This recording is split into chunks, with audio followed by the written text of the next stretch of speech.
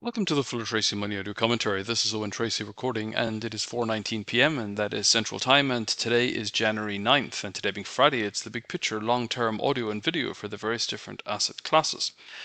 Well, considering what's happened in the last week, I think a lot of people will be thinking, well, golly, how can we possibly make a prediction about what's going to happen by the end of this year?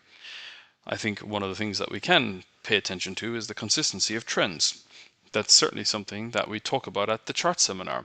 I'm very much looking forward to revisiting Melbourne in a couple of weeks' time. And I think this is probably going to be a major topic of conversation because consistent trend is a trend in motion. And you might think, well, what does that mean?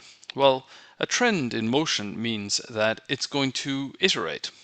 So it's going to trend and consolidate and trend and consolidate and trend and consolidate. And as long as it's doing that, we give the benefit of the doubt to the upside.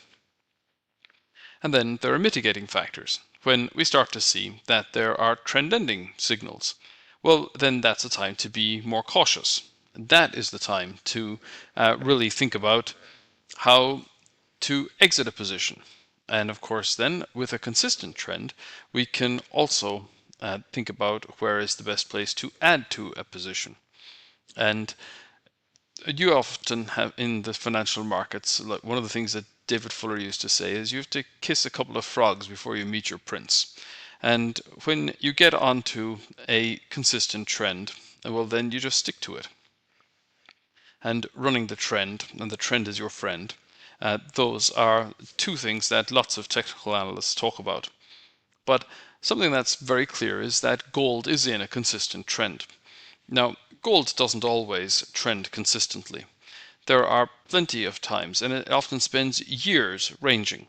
And in fact, really until the beginning of 2024, it had just done nothing but go sideways, and it was exceptionally frustrating that every time it got up to the 2000 level, it failed, and it pulled back in a pretty dynamic manner. But gold has been finding support in the region of the 1000-day moving average since 2022. And then from early 2024, it's been finding support in the region of the 50-day moving average. And when we look at the trend and what its consistency looks like, well, we have a series of ranges, and each one of those ranges is above the last. Well, what that also tells us is that when the market breaks out on the upside, then it sustains that move. Well, what happens in order for a